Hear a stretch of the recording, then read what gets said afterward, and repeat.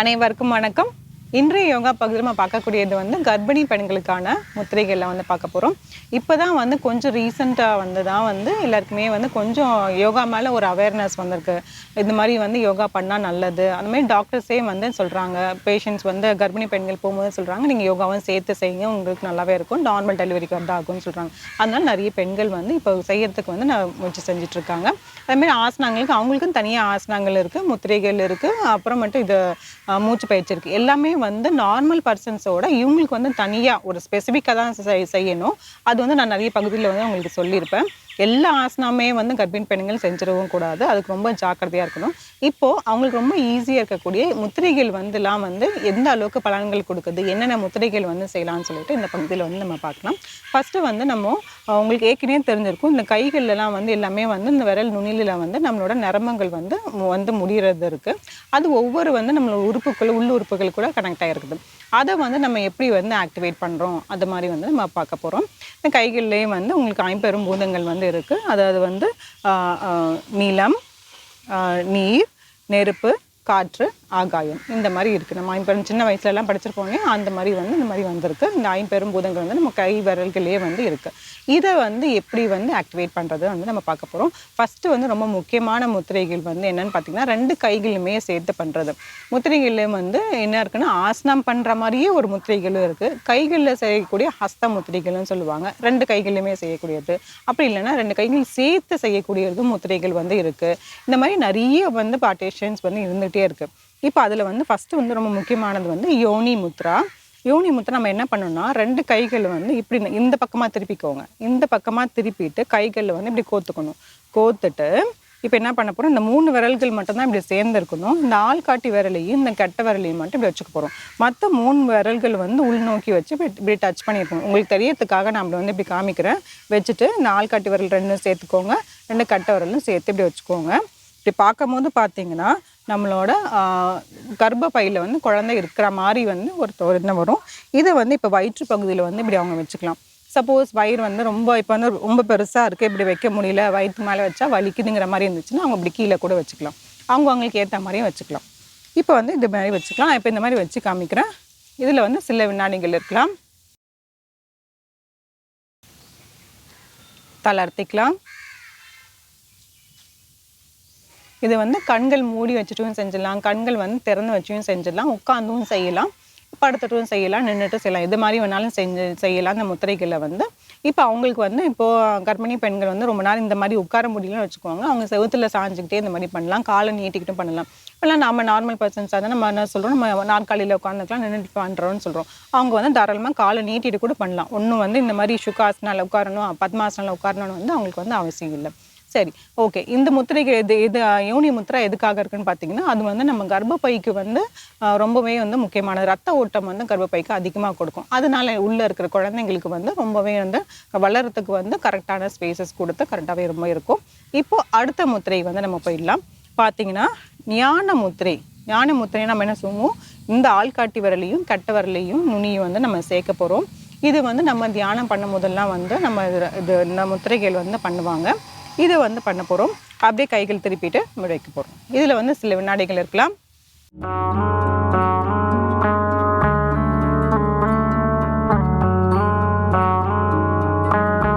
தளர்த்திக்கலாம். இது இப்போ பார்த்தீங்கன்னா, ஒவ்வொரு முத்திரைகள் பார்த்தீங்கன்னா, இப்போ நம்ம சில வினாடிகள் தான் உங்களுக்கு காமிக்க. நீங்கள் வைக்கும் போது பார்த்தீங்கன்னா, ஒரு 5 நிமிடம், கண்டிப்பாக 5 நிமிடம், இதுலேருந்து 10 நிமிடம் வரைக்கும் செய்யணும். இந்த ஞான முத்திரை எதுக்காக பண்ணுறோம் அப்படின்னு பார்த்தீங்கன்னா, நம்மளோட மைண்டை நல்லா காம் பண்ணி தரும், நல்லா ரிலாக்ஸேஷன் கொடுக்கும். அதாவது பார்த்தீங்கன்னா, இந்த கர்ப்பிணி காலத்தில் பார்த்தீங்கன்னா, அவங்களுக்கு நிறையவே உடலில் மாற்றம் ஏற்படும். ஃபிசிக்கலாகவும் சரி, சைக்கலாஜிக்கலாகவும் சரி, உடல்கள்லையும் இல்லை மனது ரீதியாக அவங்களுக்கு நிறைய சேஞ்சஸ் ஏற்படும். அதை அவங்களுக்கு எப்படி மாற்றிக்கிறது. சில டைம் அவங்களுக்கு ரொம்ப டென்ஷனாக, எனக்கு ரொம்ப கோவப்படுவாங்க, இப்படி படுக்க முடியாது, அவங்க நினைக்கிற மாதிரி இருக்க முடியாது. அதனால் நிறைய கஷ்டம் இருக்கும்.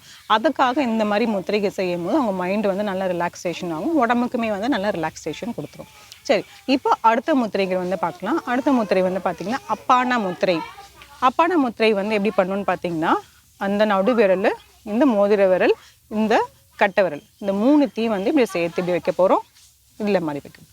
நடு விரல், மோதிர விரல், கட்டை விரல் சேர்த்துக்க போகிறோம். மற்ற 2 விரல்கள் நீட்டி வைக்க போகிறோம். அப்படியே திருப்பிட்டு இப்படி வைக்க போகிறோம். சில வினாடிகள் தளர்த்திக்கலாம். இது வந்து அப்பான முத்திரை. அப்பான முத்திரை வந்து எதுக்கு அப்படின்னு பார்த்தீங்கன்னா, நம்மளோட உடம்புல வந்து இப்போ வந்து பஞ்சபூதங்கள் எப்படி நம்ம கையில் இருக்குது அப்படின்னு சொல்லுவோம், அது மாதிரி நம்ம பஞ்ச பிராணங்கள் இருக்குது, உப பிராணங்கள் அந்த மாதிரிலாம் இருக்குது. பிராணா, உதானா, சமானா, வியானா, அதுக்கப்புறம் தான் அப்பானான் இருக்கும். ஒவ்வொரு இதுக்குமே வந்து அந்த காற்று பிராணா வந்து மேல் நோக்கி போகிறது, கீழ் நோக்கி போகிறது, அந்த மாதிரிலாம் இருக்குது. அப்பான வாயு பார்த்தீங்கன்னா நம்மளோட கீழ்ப்பகுதி, இந்த கீழ்ப்பகுதியில் இருக்கிறது வந்து டவுன்வர்ட்ஸ் கிட்ட வந்து எடுத்துகிட்டு போவோம். அந்த மாதிரி வாயு. அந்த வாயுங்க வந்து எதுக்காக பண்ணுறோன்னா, இந்த முத்திரைகள் வைக்கும் போது பார்த்தீங்கன்னா டுவர்ட்ஸ் டவுன்வர்ட்ஸ் உங்களுக்கு கீழே வந்து இந்த இடுப்பு பகுதியிலேருந்து அவங்களுக்கு வந்து அந்த வாயு வந்து நல்லாவே வந்து உங்களுக்கு வேலை செய்யும். ஸோ அப்போ அவங்களுக்கு வந்து நார்மல் டெலிவரி வர்றதுக்கு ஈஸியாக இருக்கும். அதுக்காக இந்த வந்து நம்ம அப்பாயன முத்திரா வந்து நம்ம செய்கிறோம். இப்போ அடுத்தது இன்னும் ஒரு முத்திரை இல்லை 2 முத்திரை மட்டும் நம்ம பார்த்துக்கலாம். இதெல்லாம் வந்து ரொம்ப முக்கியமான முத்திரைகள் தான் உங்களுக்கு கரெக்டாக எடுத்து சொல்லணும். அவங்களுக்கு கர்ப்பிணி பெண்களுக்கு இந்த டைமில் வந்து என்ன தேவையோ அதை மட்டும் நம்ம வந்து பண்ணிகிட்ருக்கோம். இப்போ அடுத்தது பார்த்தீங்கன்னா வாயு முத்திரை. வாயு முத்திரை நம்ம எப்படி பண்ணுறோன்னா, இப்போ நம்ம ஞான முத்திரை பண்ணோம்ல, அதே தான். அதில் மாதிரியே வந்து இந்த கைகள் வந்து இந்த ஆள்காட்டி விரலை வந்து மடக்கிட்டு அது மேலே வந்து நல்லா வச்சு அழுத்த போகிறோம். ஞான முத்திரையில் 2 நுனிகள் சேர்த்துருப்போம். இப்படி வச்ச ஒரு பலன், இப்படி வச்ச ஒரு பலன், அந்த மாதிரி வந்து இப்போ பண்ண போகிறோம். இது வந்து வாயு முத்திரை. வாயுன்னா நான் ஏற்கனவே சொல்லியிருக்கேன், இது வந்து நெருப்பு, இது காற்று, ஆகாயம், நிலம், நீர். காற்று தான் வந்து நம்ம வந்து வாயுன்னு சொல்லுவோம். ஸோ அதை மடக்கிட்டு இப்படி வச்சுப்போம். ஏன் இப்படி சொல்கிறேன்னா, ஒவ்வொரு முத்திரைகள் வந்து நம்ம கரெக்டாக அந்த பேரோடு சேர்த்து நம்ம ஞாபகம் வச்சுக்கிட்டோம்னா ரொம்ப ஈஸியாக இருக்கும். இப்போ வந்து அதே மாதிரி வாயு முத்திரை இப்படி வச்சுக்க போகிறோம். நல்லா அழுத்தி வைக்க போகிறோம். அப்படியே திருப்புறோம். சில வினாடிகள்.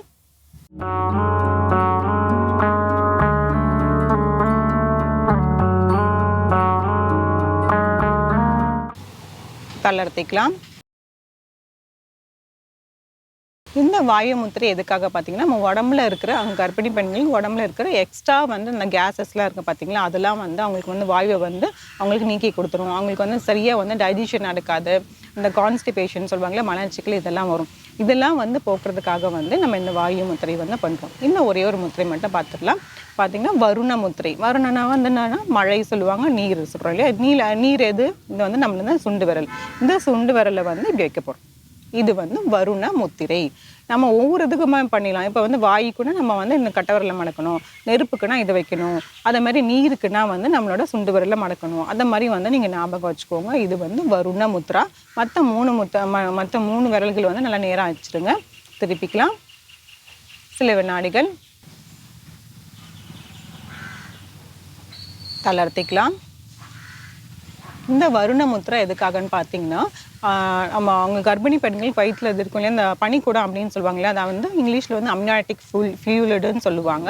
அதுக்குள்ளே தான் வந்து அந்த குழந்தை வந்து அப்படியே வந்து சுற்றிக்கிட்டு இருக்கும். அதை வந்து கரெக்டாக அந்த வாட்டர் லெவலில் வந்து நல்லா வந்து மெயின்டைன் பண்ணி கொடுக்கறதுக்காக வந்து இந்த வருண முத்திரை வந்து நம்ம வந்து உபயோகிக்கிறோம். இப்போ இது மாதிரி வந்து அவங்களுக்கு என்னென்ன தேவையோ அது மாதிரி எடுத்து நம்ம சொல்லியாச்சு. அதாவது யோனி முத்திரை நம்ம பார்த்துருக்கோம், அப்பான முத்திரை பார்த்துருக்கோம், பிராண முத்திரை பார்த்துருக்கோம், வாயு முத்திரை பார்த்துருக்கோம்.